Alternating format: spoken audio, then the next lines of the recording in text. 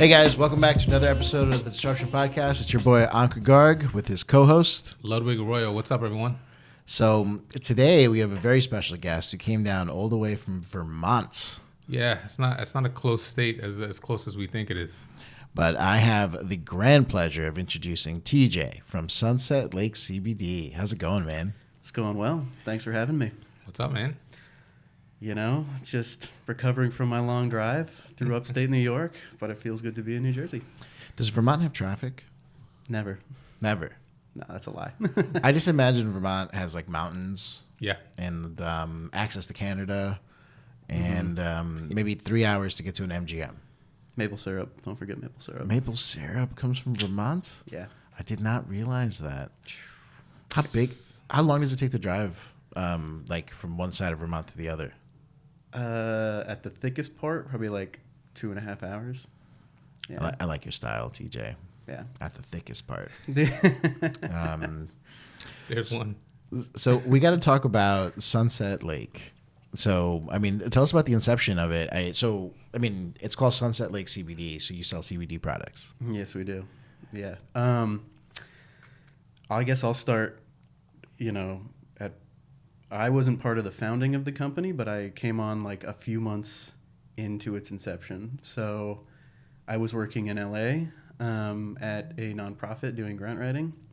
Miserable job. Great organization, though. So...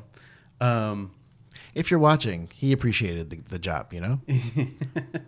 That's why they'll go nameless, but they are very cool people. But I called Sam up, my business partner, who, his family owns the farm. And I said, hey, buddy, I'm kind of miserable here. Like, how's it going with you? And he, on the spot, said, how about you come to Vermont and you help us harvest hemp right now? And you're from Vermont, right? I'm from Vermont. Okay. So going back home wasn't too much of a lift. I kind of just had to squirrel my way out of a lease, which, is what it is. I drove back to Vermont and started helping hand harvesting hemp plants. So what year is this? This was late 2019. All right, so short 5 years ago. Yep. Right? Yep. What got you out to LA in the first place? I mean, leaving Vermont, a place where you were born and raised. I just needed something different, I went to like AmeriCorps Vista, which is like a public service program, and they kind of place you in different spots. So Gotcha. I was like, you know what? I was actually born in California, so I was like, this might be a nice little homecoming for me. Yeah. So, yeah. Did you enjoy your time out there?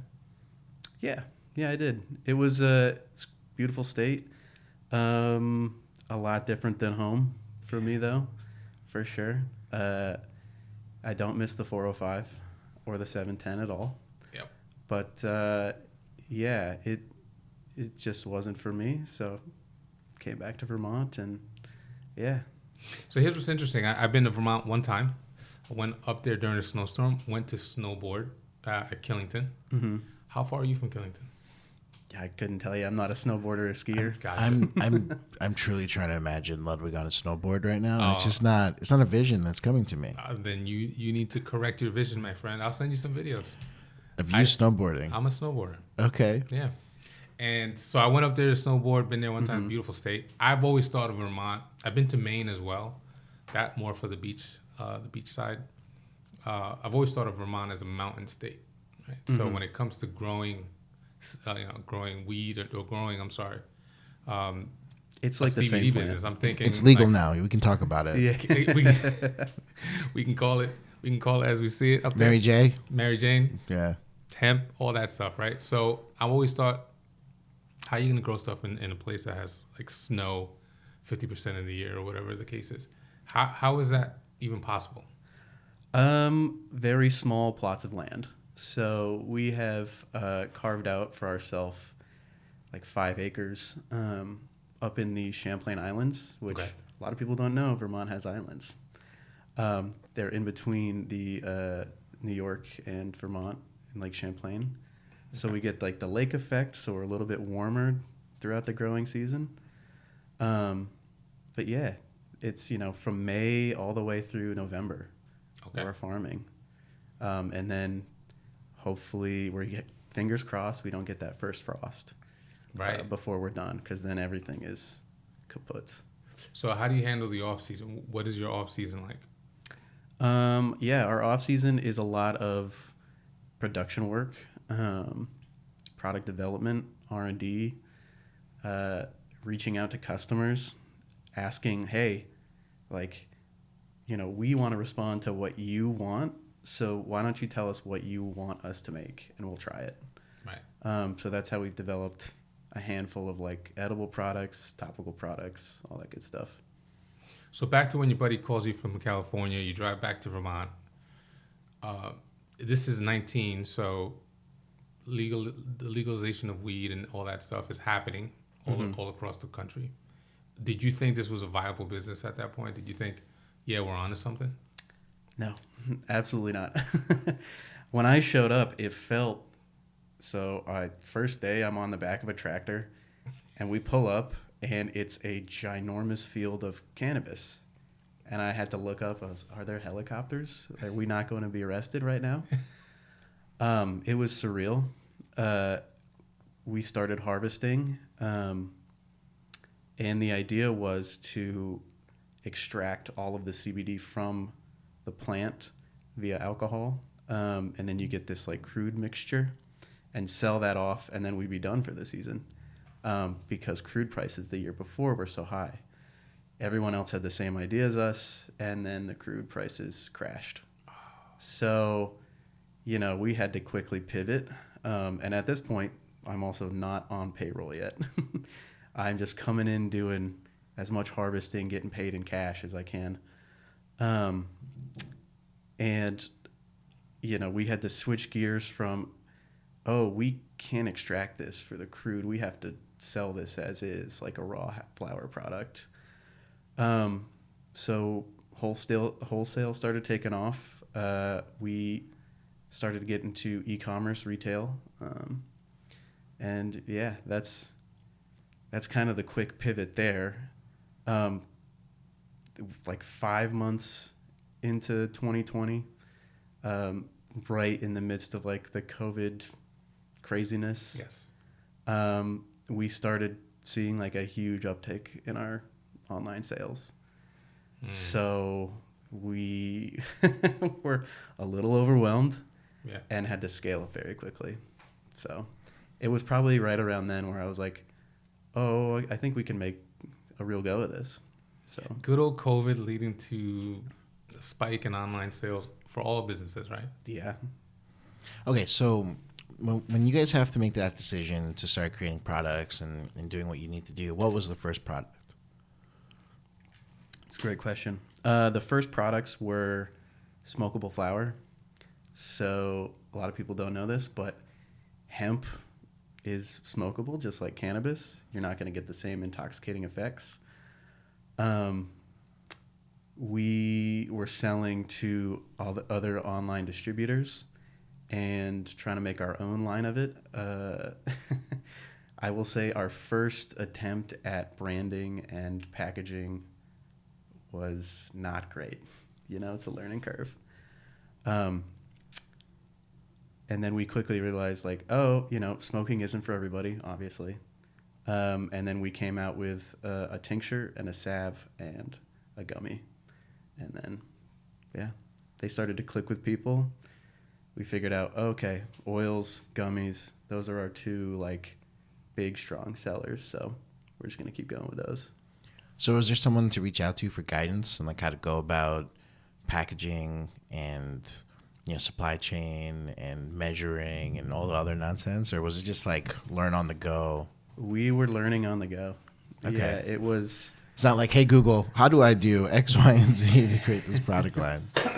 Or ChatGPT, right? Hey ChatGPT, how do I make my own tincture line? I wish AI was around to tell us how to do that kind of stuff. No, it was a lot of kind of seeing what was out there in terms of packaging and label design. But at the same time, like, we're going to put our own flair on it. We're very proud that we're a farm and that we grow our own products. So how to like bring in our farmer expertise and mix it with our rudimentary branding techniques. So yeah, I think we've gotten a little bit better. over the last couple of years. So obviously it's a learning curve there, right? You started in 2019. At what point did you say, was there a point in time where you said, everybody's doing this, like you said, right? When you first started, everybody's had the same idea. Mm-hmm. Was there a point where you're like, I don't think we're going to survive. I don't think we're going to thrive in this business. There's too much competition. No. As soon as we saw our initial uptick after we, it was kind of like a slow roll of customers, and then we started sponsoring a single podcast, which kind of exploded our visibility. Huh. You don't say. Podcasting helping brands grow. Interesting. I know. Whose idea was the podcast? Actually, me and my business partner Sam had the same idea at the same time. And so were you guys just interviewing each other? Were you guys interviewing like customers? Like how are you guys going about the entertainment there? No, so we didn't make our own podcast. We just reached out to our favorite daily political, and we're like, hey, we watch your show every day just to keep up with, the news and the pandemic stuff. And, it's kind of like a source of comfort. We were wondering if we could sponsor your pod because I know a lot of people have dropped off. They said yes. And then their audience was totally overwhelming to us. We went from maybe like a dozen orders in a day to doing over a couple hundred. So advertising on podcasts is the new hack. This is why I love doing this podcast. So we talked to you said you listened to a few episodes already. We talked to people about their businesses, starting their businesses, and how they disrupted in order to make the business leap to the next level. And usually it involves some form of marketing. Mm-hmm. And it always fascinates me to hear what that marketing trick was for that specific company. And in your case, yours was reaching out to a podcast and sponsoring that podcast who already had a following. Mm-hmm. And that helped you get to the next level. Yeah. And I think this podcast in particular was something special too. Just the level of interaction between the host and all of the listeners. I think it's almost like as long as this podcast is here, like we still have some sort of, light in the darkness, because that's when everybody was inside, just cooped up. Losing their minds. Yeah, so this was like a daily something you could look forward to. So we put it on in the office every day. I will say the first time they ran our ad, Sam and I and Sai, our third business partner, were overjoyed. We were jumping up and down, like, oh my God, that's us. That's us on our show. And then we started getting bombarded with, we were on Squarespace at the time, so they send you an email every time you get an order, and they started racking up too quickly, and we're like, we need to get to work. Can I ask you, would you be at the liberty of saying what the cost of that initial ad? And are you still running ads on that podcast? We are. Yeah, Sponsoring? yes. Yeah, we are. I believe back then they gave us a discounted rate because, like I said, everyone had dropped off. Yeah. So I think we were doing about $700 a show. $700. Yep. And then made that back within like 5 minutes of the ad running. Yeah. Wow. So now, were you guys selling locally, or did you start at that point already selling nationwide? we had already been selling nationwide at that point. Okay. Yep. I actually remember our first customer's name, and she lived in North Carolina at the time. That was the first package I ever packed up. Yeah. On our Vermont presence wasn't too big at the time. There are quite a number of hemp companies there. I think Sunsoil is like a big one of there are competitors, but they're great. They kind of like trailblazed in this area. We'll bleep out there that name. Yeah. Since then, we've kind of like grown our hometown cred. We do a lot of donations. We actually opened up a second business that does cannabis. So that's kind of something where we can cross-promote each other and build that brand recognition. So Sweet. So while you're growing this brand and you're starting to get in front of more customers, how has the customer acquisition cost? How has the customer retention costs? How has all of that kind of been for you throughout the journey? Yeah, the acquisition has gotten more expensive for sure. No more $700 podcasts. Well, we can still run those ads and we still get new customers from them. It's funny, like 4 years later, people reach out and be like, I've listened to this podcast for years and I finally decided to try it. But obviously, yes, like no more 1,000 new customers for $700. So customer acquisition is getting a little bit tougher. I think customer retention is where we really shine, though. We have so many repeat buyers, and I should have prepared with some stats, but and we do so through like pretty basic, human functions. Like, we have a lot of customers who are anxious or just need someone to talk to. They're kind of older. So they'll give us a call. We'll help them out over the phone. And then we'll spend another 5 minutes chatting with them about their dog or their grandson. Okay, how many dogs' names do you know now? I know at least 3. Yeah, at least 3. There's Zach and Molly, who, their owners put their names on the order slip, so that's why I got this one up there. And then there's Daisy. So, but I know, some customer names as well. So speaking of which, I mean, are your products strictly for human consumption, or have you started exploring creating products that are for canines and felines and I don't know, everything else that's out there in the market? It's a great question. We early on we decided to branch out with a pet tincture. So it's the same formula as our human, no flavor, but just very dialed down in terms of potency. And then once we decided, like, oh, this is actually performing really well, we started a dog treat. So that took us about 4 months from researching recipes and ingredients and where to source them from to actually launching it. So the secret is bacon. That's always the secret. So okay, let's talk about this. How many total SKUs does Sunset Lake CBD have now? That's a great question. Not including all of the crazy bundles I put together online, I think we have at least 24. Okay, and when it comes to what's next product-wise, I mean, how many more products can like a CBD company come out with? As many as we want. So we're gonna start. I brought you guys a sample of our focus gummies today. So that's CBD, including functional mushrooms, which is kind of the space we want to start exploring now. I take them every day. They are, great for attention and endurance and all that good stuff. I think we're going to keep getting into that space. I'd like to eventually get the state of Vermont on board with maybe some other kinds of mushrooms. Okay. Yeah, and then I think that would be a really rad product. And would they grow these mushrooms on the farm? We would try. Interesting. Yeah. Very interesting. Okay, so there's tons of product innovation happening on your end, and you guys are putting some products together, and you guys are mapping out what the next couple of months are going to look like, if not years, for different products that you're dropping.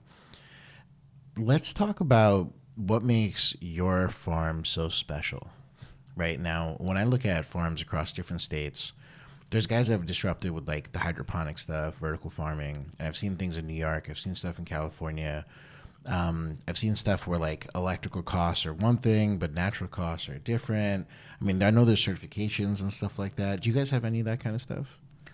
Yeah. So while the CBD company doesn't necessarily have any certifications, we didn't go for organic or any of that stuff. It is a nice one to have, but I just didn't think it was worth the price. Our cannabis company is actually now certified carbon neutral. So we did all the accounting for, scope 1, scope 2. That's like our direct energy inputs, all that good stuff. And then like scope 3, all the packaging. And then, bought carbon credits, all that good stuff. And now the cannabis is carbon neutral. But yeah, our farm is, I think, special because we grow all the CBD we sell. So Is it a little ironic to be carbon neutral on something that some people smoke? But that's disruptive in its own right? Do you feel like customers react a certain way to that claim? to the carbon neutral claim, Yeah. I don't know. We'll see. So that is a Vermont specific thing, just because cannabis doesn't cross state lines, obviously. But I think it is going to put us apart from our competition. Vermont is a very green, crunchy type state, so I think that will resonate with a lot of people. I feel like that needs to go on a shirt. Crunchy. Crunchy? Yeah. This nug is crunchy.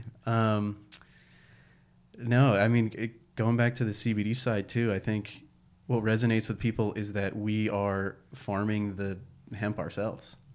And we, I go out during harvest, I hand harvest and I hang plants. It's a lot of hard work. But I think, it gives our team a newfound, or not a newfound, but a respect for the plant. And I think, it comes off as pretty genuine to the customers when they talk to us, when they get our handwritten notes on the order slips, like they know who they're dealing with. It's just us. TJ's handwriting is impeccable. Is it? Yeah. You didn't read the card? I haven't got a chance to read it yet. No. And we got gift sets from TJ when he got here today. Man, that human touch is just such a big difference maker in like the experience and like the unboxing and everything that happens. Mm-hmm. I remember when we used to do that for different products and projects that we had, and it just was unbelievable what the retention was when you add that human touch, right, long term. So let me ask you this: in the world of cannabis, and we've been talking to a lot of different brands in New York and New Jersey. We've learned some new terms, right? So there's like MSOs, multi-state operators, and like all of the stuff when it comes to vertical integration and like what people are allowed to do, not allowed to do. Is Vermont one of those states that just is okay with vertical integration? TJ's like, don't talk about it. Don't talk about it. No. Okay. Better question. On the CBD end, does any of that stuff apply? Yeah, I mean, on the hemp side, the state couldn't be happier for us because we're bringing in dollars from out of state. Okay. So they're happy to, here's a processing license. You guys go ahead and grow it, process it, and ship it out. Like, that's totally cool. Now, the USDA might have something else to say, which we can kind of get into. Dun, dun, dun. Okay.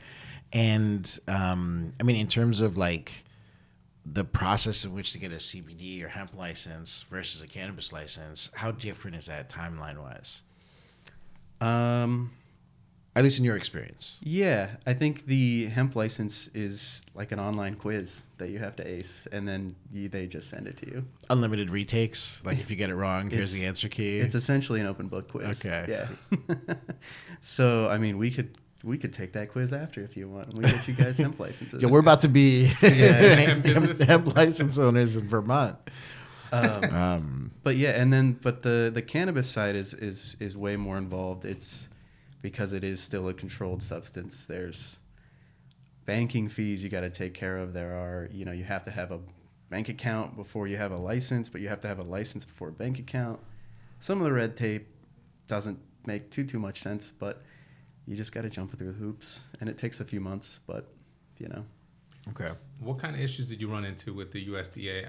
I'm new to this whole thing, so understanding the difference between going to get this certified versus cannabis certified or getting licenses from the government. What kind of issues did you run into? TJ, I just want to explain a little bit. Ludwig's a Boy Scout. I am. This boy has never smoked. I've never anything in his I know life. a lot of people out there think I'm a bad boy, but I've never smoked in my life. I've never done a drug. Guys, no one thinks Ludwig's a bad boy. So this is all new to me, but I did try these Vibe gummies, so excited to see what they do for me. Anyway, USDA. Yeah, that's a great question. Let me rewind. So Vermont had its own hemp program up until about 2 years ago. which they kind of punted off to the USDA. They said, you know what, this is a federal program. You guys oversee this. We're going to keep our cannabis program. Like, we're going to focus our resources there. Now, the USDA, you know, they're, like I said, all you got to do is take a quiz, you get your license. What the USDA didn't like is that my business partner, Sam, had a separate LLC, separate fields, all that good stuff where we were growing cannabis, but he was also, you know, the main equity holder in the CBD company as well. So without too much explanation, they, you know, emailed us back and forth saying, you're an associated person, which I would like that defined, and let us know that our hemp license was pulled because you can't hold, you know, you can't hold both a cannabis and a hemp license, even though they're two different companies and different taxable entities. So, yeah, I mean, that's kind of the long of it, but... Got resolved? No. So you're still... So we didn't grow hemp last year, mainly because we had enough concentrate in store to keep the business open. Explaining to our customers that there was going to be no new hemp crop this year was tough. But I think clear communication really saw us through that. We had a lot of questions like, are you closing? Yeah. Which are kind of stressful to see as someone who's in charge of online sales. And then, yeah, what I think we found a workaround, and we'll be growing hemp this coming year. But it's, yeah. Yeah. I think it's safe to say no one from the USDA is watching our podcast right now. So No, Larry's watching. And Jim and the cable guy, probably. okay. Oh, I love Larry and Jim. They're great guys. I guess, you know, when we created this podcast, we wanted to talk to the disruptors and we wanted to introduce people at home to the journey that entrepreneurship really is when you pick a category. I mean, that USDA thing must have been the worst nightmare, right? But as like different things have been popping up throughout your journey and you know, hearing customer feedback and everything else, are there any other key milestones that you feel like people at home that are trying to understand what it's like to really go against the grain might be like, yo, that's a cool nugget or story or TJ, give me something that'll go viral. This one time we just put a bunch of hemp in a pile and lit it on fire. That'll work. I got some stories. Yeah. Yeah, I mean, let me rewind it here. So after our first harvest, we pivoted, all that good stuff.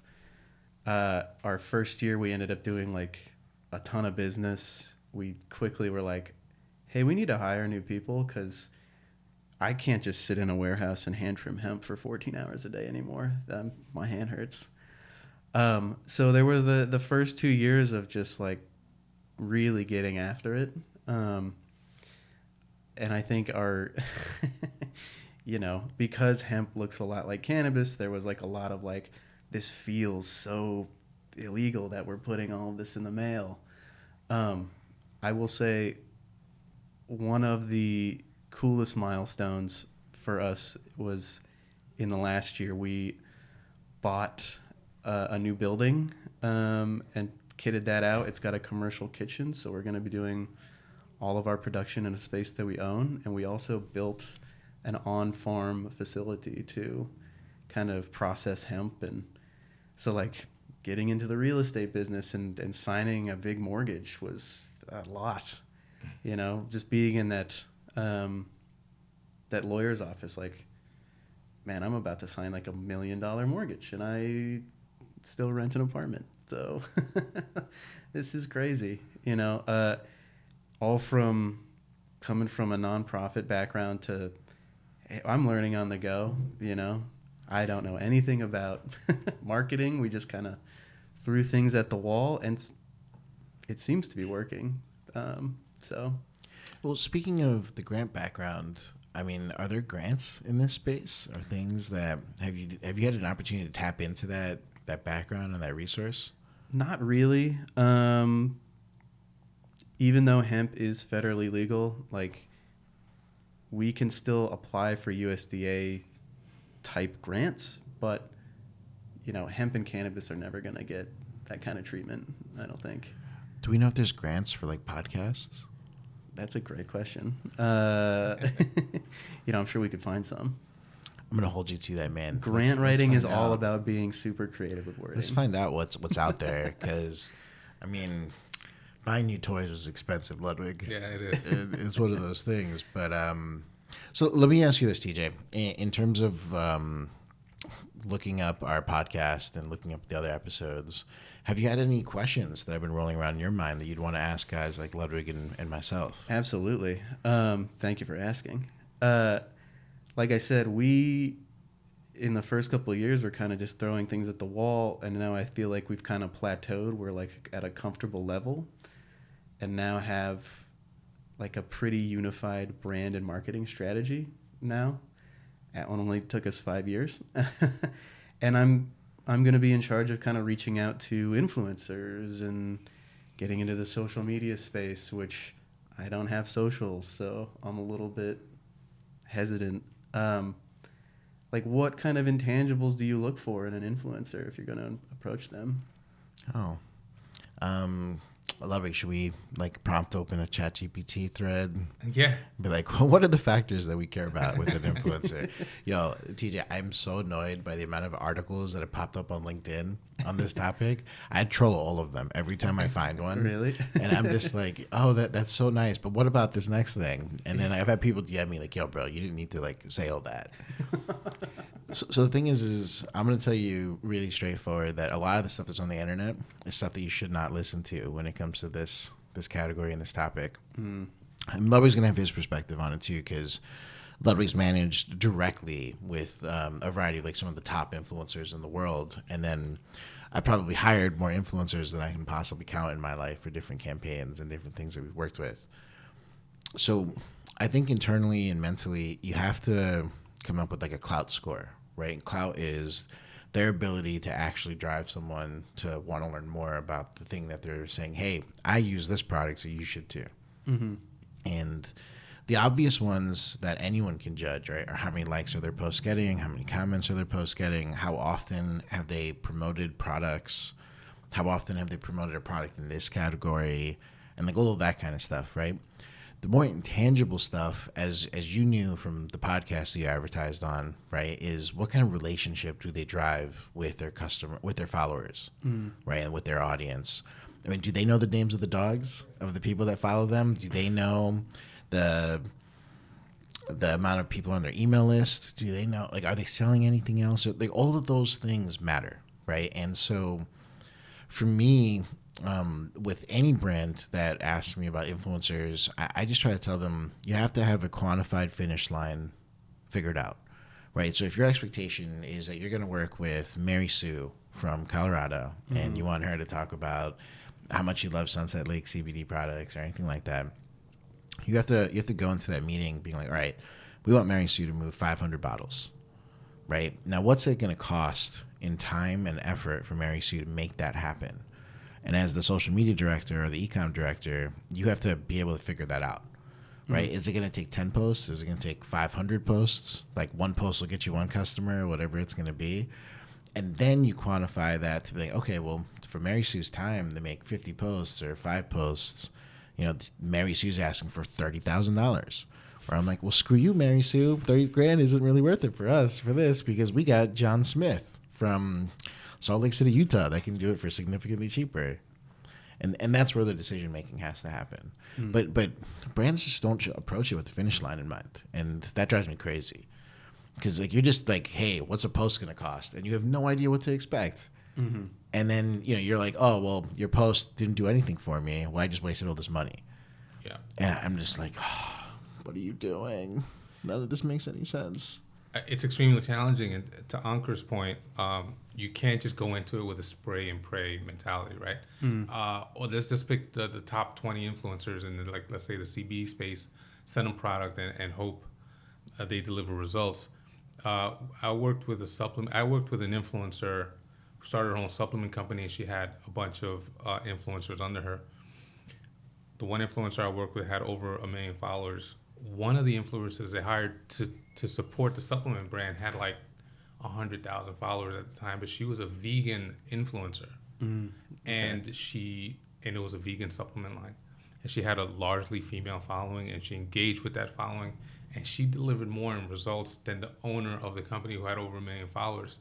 So part of the work that has to be done is identifying these like nuggets, these diamonds in the rough when it comes to the influencers that have these really engaged audiences, but you would never know it by their numbers. So they might have only 10,000 followers, but they're going to deliver more in terms of sales, influence, than the follower that has 500,000 followers, but she's just a hot girl that has all male followers. So you have to really consider. So it's a big job. The influencer management world is a big job. Not only are you have to do all this research, but then the management of that influencer, sending out the product, making sure they deliver great content, and being super strict. So I worked on the influencer side, so I'm dealing with the brands, right? The amount of legal contracts, deliverables, expectations, the more defined, the more specific, the better the chances of you having a successful relationship. These influencers, a lot of times they take the easy route in making content for you. You send them a whole box like this, you're going to expect them to post about each product. You want to post about it a certain amount of times, right? So you got to look at all of that. And then someone has to stay on top of that. So if you're going to get into the influencer game, you have to have someone dedicated to those influencers full time. Yeah. It's deliveries. It's, hey, I didn't get the package you guys sent me. I can't get the content in on time. Well, now I got to go research the UPS, FedEx, and what happened to that. It is a headache, but it can be rewarding if you find the right influencers. So that's my take. It sounds like we need to hire another person then.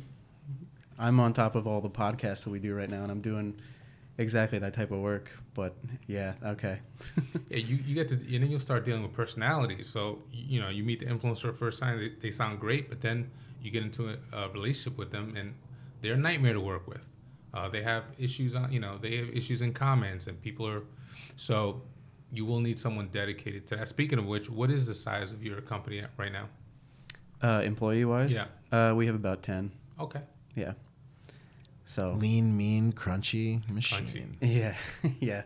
And they split their time between 2 companies too, which is quite a bit, but oh, that's right. So how has your experience been on the marketing side? So we talked about the podcast. Mm-hmm. Are you doing can you do ads in this space, or how are you getting the word out on social? Have you been flagged? Have you been taken off social? We've been flagged a couple times. I know you guys did another previous episode with a CBD company, which great episode, by the way. The drink? Yes. Yeah, it's tough. It is, you can't use specific words on Google Ads. SMS marketing is a minefield that you can be fined thousands of dollars in. It's really kind of playing with language to get into spaces like Google and Meta and all those spaces. And when you do all that, are you getting return? Yeah, we are. It's not exactly what we'd like it to be, so we are going to try a new approach here this coming year. Specifically trying to get into the Google shopping feed, which doesn't allow CBD products though. So yeah, we got to figure out how to circle that square. Yeah, so I think that kind of falls under the acquisition piece. It's just trying to find ways here and there to find new people. We can't have a huge campaign on these platforms, otherwise we get pulled, we get striked. So are you guys in the direct-to-consumer game, or do you guys get in dispensaries as well? We do both. You do both. Yeah. So you have someone, basically, you have a salesperson. Yeah, we have our director of sales does all of the 2 dispensary sales. Outreach. What's that? Outreach and sales? Yep. Yep. So he covers the whole state of Vermont. Our wholesale to outside of the state of Vermont has kind of fallen off a little bit. We just don't have the capacity for it right now. But yeah, our direct to consumer sales have kind of remained very steady. So you asked us about influencers. Is there another question? Yeah, you've navigated the supplement space with some success. I think I have. Do you know something? I think I've heard of that category. Yeah. CBD is, in my mind, a supplement, albeit with maybe a little bit more red tape. Like, what, in your opinion, like, you've done it. I'm sure you've had a lot of failures with your successes. What are some of those failures that I can learn from? Oh, yeah. Ankur, just tell us about all the times that you've just screwed it all up. We only have 10 more minutes. Man, so the things that I wouldn't want anyone else to repeat, mistake-wise, I'm sure you're fully aware of like label compliance when it comes to packaging and what needs to be on the label, what doesn't need to be on the label. You're probably going to come across a scenario of like, hey, you can get on the Google product feed if you do merchandise. And that's kind of like an easy loophole to that whole system and having landing pages and so on and so forth. But then you have to understand something as silly as the label that goes on the T-shirt, and that not meeting spec claim can result in a very complicated situation for a CBD brand or THC brand. We learned that the hard way, trying to make custom leggings. And then, did you know that those symbols on like your shirt tag, they all mean something? Like the X's and the boxes and the dots and whatever. The thing that I rip off every time? Yeah, the thing you rip off. Oh, it means something. And there's some compliance stuff behind it and what goes into it. We don't even have to go down the road of like claims and what you can or can't say in claims and marketing and everything that happens there. But the areas where failure was inevitable was any scenario where we cared more about the numbers than we cared about the customer experience. When I first started out brands, that driving force to have an amazing customer experience is always like this passion that you have in the beginning. And then it gets watered down over time where like you start talking to investors and start talking to your business partners and everyone's like, how do we fix this KPI or improve this or improve that? Dude, I remember at one point I was in a board meeting and it was like, our customer returns are too high every single day. And we're like, all right, we're selling a couple million a month. It's okay if we do like a couple $1,000s of returns a day for people who like genuinely had a reason to return it, right? Like it arrived damaged. It, they took one pill and they like got nauseous and like they're like, this is not a supplement for me and like give me my money back or whatever it is. And like it's the right thing to do to just be like, all right, cool, we get it. You had a bad experience. Here's your money back, right? I remember being so blinded by KPIs that I then told my customer service team, hey, you only have $500 a day in refunds that you're allowed to give. And then everyone that wants a refund that you're authorizing and they have to meet these criteria to get a refund, they just go into a queue. And you'll refund it when you refund it. And like, oh my God, what a terrible customer experience decision that was. And I mean, that must have lasted 3 months before I finally came to the realization that I was such an idiot for even like considering that. But it's you got to put the customer experience first, man. The thing that you do with the note and, like letting people know the name of the farmer that prepped the product and everything that goes with it, it extends into your customer acquisition costs and your storylines and everything else that's going to happen with the brand. Just don't ever lose sight of that. And it sounds like that would be a challenge for you guys, because if you want to grow and you want to scale, how are you going to keep, talking to people for 5 minutes, extra 10 minutes at a time? Have you thought about that and what that next iteration of customer service is as you guys grow? Yeah, I put some thought into it. We were propositioned by, call center folks and AI assistant people all the time. And I've kind of made the decision, like, I don't ever want someone to go through a computer or maybe like a third party to get to us. Mm-hmm. I want them to be able to call us directly or just leave us a voicemail or email us, and they'll reach one of us every time. So we're going to have to hire another customer service person at some point. But yeah, I think that's kind of one thing I've really stuck on. Wait, hold on. How does someone get in touch with your customer support team? Like, how do they find that information? They go to our website. We have our phone number right there. Okay, and where does that go to? Like to an office? If you call it right now, you'll get someone named Rev. Like legit, that's the person who's sitting in front of the phone? Yeah. That's awesome. Yeah. What's on our website?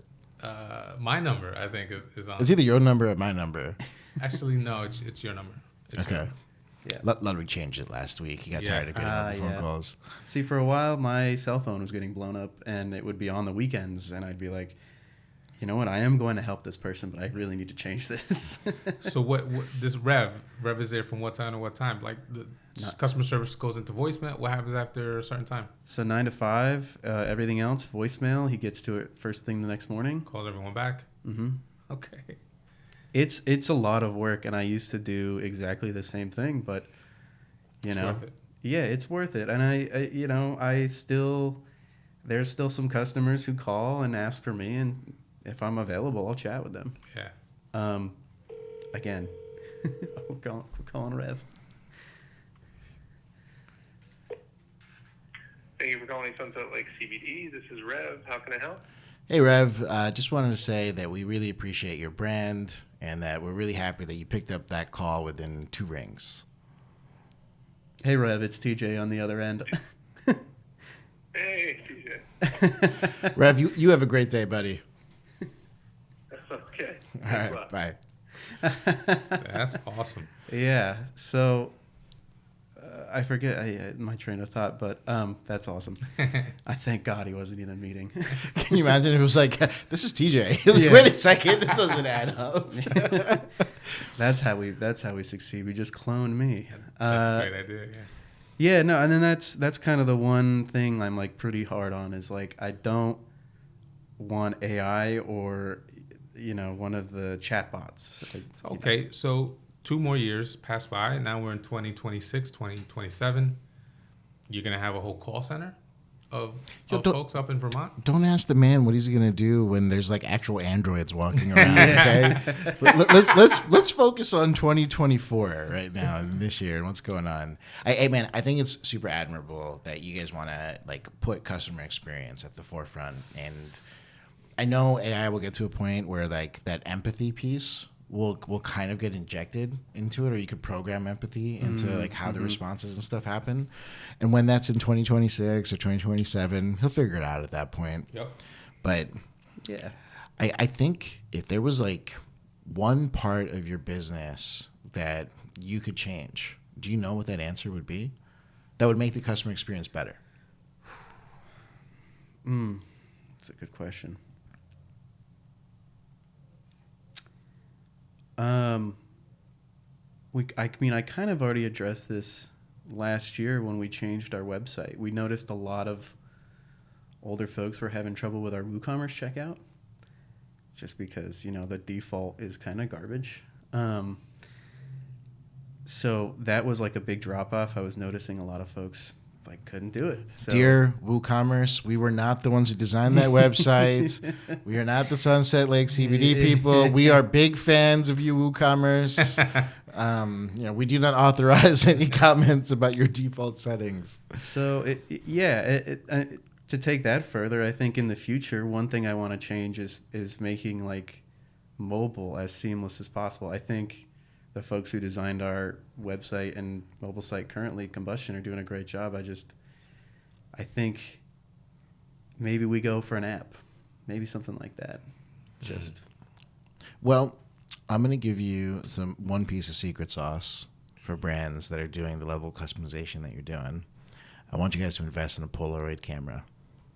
Okay. And when you're packaging the order, take a photo of yourself packaging the order and put that with the note. Ooh, all right. Because when you read a note and you're like, sincerely TJ, right? Like they're like, oh, that's dope, right? But then when you're like, when you're seeing Rev holding the box, right, and like being a little goofy with it, it's like, yo, that is the coolest thing ever.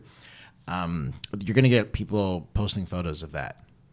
Oh, that's amazing. Right, and it'll be like the Starbucks effect, where they on purpose misspell names because they know people will post a photo of it, be like, look how Starbucks messed up my name, but then everyone's seeing the logo. So similarly with something like this, I mean, what's that photo going to cost you? 30 cents, a little extra per shipment of the order, but it creates culture instantaneously, and that's all the secret sauce you get for free today. Sorry, TJ, no more. That's all right. I appreciate the sauce. Yeah, That's worth the 5-hour trip down from Vermont. absolutely was. Polaroids. This episode has been spun out. Okay. Fujifilm.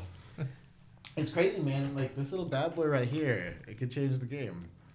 One of my retention projects a couple years ago was, all right, I identified 500 folks who spent a lot of money with us, and I wrote them all a postcard. Nice. And I heard back from almost half of those people over the course of the next year, like, oh, and I remember I got your postcard. Thanks so much. Like, Customers for life. I hope so. Yeah. Right. Like it takes a lot of time, and that takes no time at all. I'm just gonna No time at all, man. Yeah. So thank you.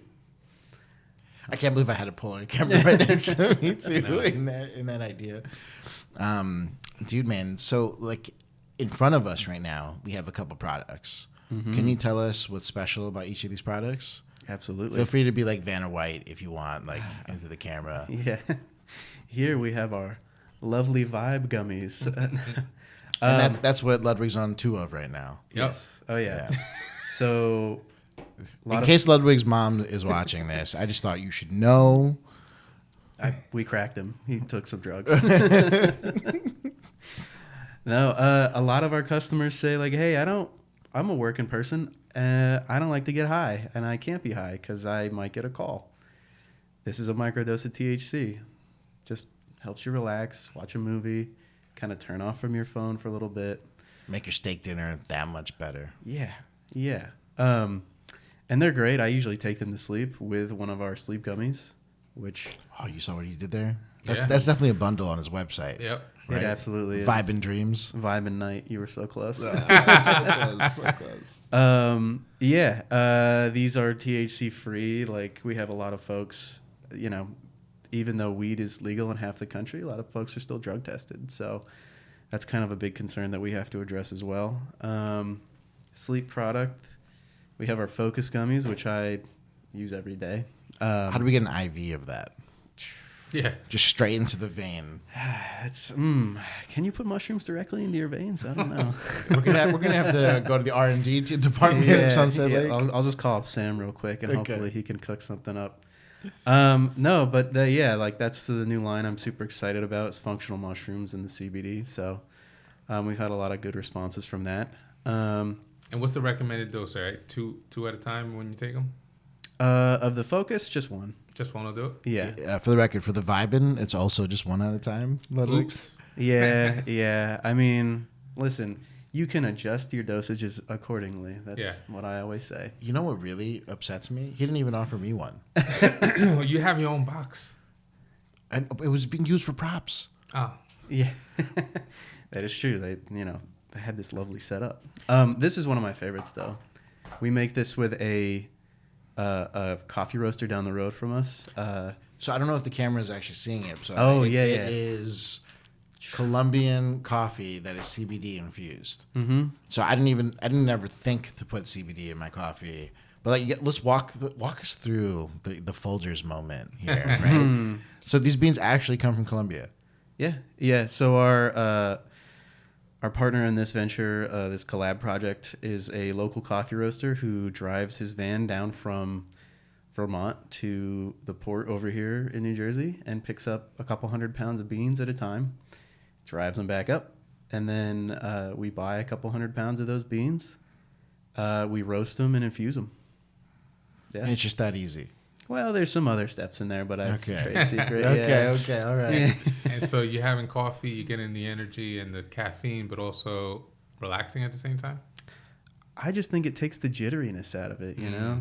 I mean, we really try to just have a product for every part of your day. So like waking up, you got the focus, you got the coffee. In the middle of the day, like there's not here in front of me, but I have a salve that I use on my hands. I do a lot of folding paper because I am packing the boxes every day. Yeah. That helps me with my dry hands, and they get sore. And I also take the tincture during the day when I'm going through meetings. And then go to bed at night. I cannot wait until there's like mushroom infused coffee. Can you just imagine how my like nervous system is gonna get rewired? Yeah, you might form be new like neurons. It'll be like limitless. Yeah, right. It's gonna be phenomenal. I'm just gonna start like forecasting the words that are coming out of Ludwig's mouth, and I'm just gonna be like I'm gonna give answers to questions he hasn't even asked yet. Oh man, dude, it's so exciting to talk to guys that are like carving their own lane and doing it with the intention that is just like honest. Right. And I think when we were looking into your brand and your story, like that's what stuck out to us. And we were like, we would love to have you on the podcast. Oh, thank you. So it wasn't too bad, right? It was a little shaky, but I think I had a good time. You survived. Yeah, I survived. Dude, I mean, is there anything you want to say to the people at home to let them know how to learn more about Sunset? Yeah, head on over to sunsetlakecbd.com and check us out, read our story. You can go to our About page and read all the bios of the people who work there. Or you can give Rev a call.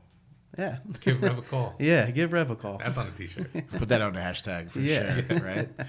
Dude, well, thanks for coming down, man. It was a great time having you. And guys, that's another episode of the Disruption Pod, and we'll catch you guys next week. Take care, guys. See you.